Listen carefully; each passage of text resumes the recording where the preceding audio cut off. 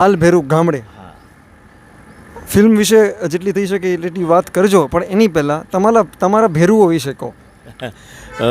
આખી દુનિયાને ખબર છે મારો ભેરુ મારા વિક્રમભાઈ ઠાકોર છે, અને ઓલવેઝ ફિલ્મોમાં જેમ અમારી એક કોમ્બિનેશન બતાવવામાં આવે છે એવું અમારી રિયલ લાઈફમાં પણ છે.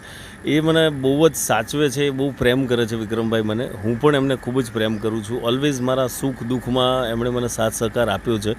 કદાચ જો મારો એકાદ દિવસ ફોન ન જાય તો તૈયારીમાં ફોન આવે, કેમ ભાઈ કે બીમાર છો, ફોન પણ નથી આવતો. તો એમનો ઓલવેઝ એ જે મારું કેરિંગ કરે છે એના માટે લવ યુ. એટલે ભેરુ તો સાચો મારો એ છે જ. અને પાછું પિક્ચરનું ટાઇટલ છે કે હાલ ભેરુ ગામડે, તો એમને હું મારા ગામડે લઈ આવે, તમે ચિંતા ના કરો, તમારી બધાની સામે. ક્યાં બાત હે, ક્યાં બાત હે. તમે વિક્રમભાઈનો ઉલ્લેખ કરો છો, કેટલી જૂની દોસ્તી છે? થોડી શરૂઆતની મને મોમેન્ટ્સ કહી શકશો? પહેલી વાર તમે મળ્યા હશો કોઈ ફિલ્મના સેટ ઉપર, કે ક્યાં મળ્યા, કઈ રીતે મળ્યા? હું મળ્યો તો ફર્સ્ટ ટાઈમ આ જ સ્ટુડિયોમાં, લકી સ્ટુડિયોમાં.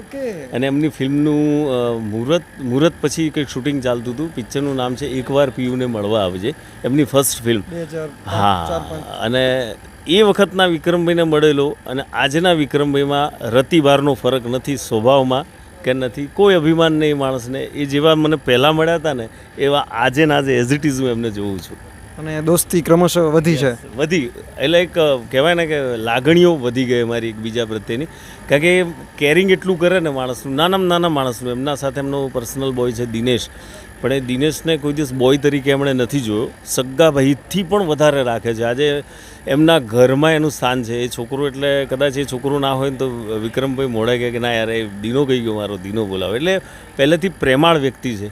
એ એમના ભાઈબંધોથી લઈ, સમાજથી લઈ, પરિવારથી લઈને બધાને એ ઇક્વલ સ્ટેટસ આપવું, એ આ એક સુપરસ્ટાર તરીકે આટલા બિઝી હોવા છતાં આટલું લેવલમાં એ કામ કરવું બહુ અઘરું છે, પણ છતાં એ આપે છે પ્રાધાન્ય.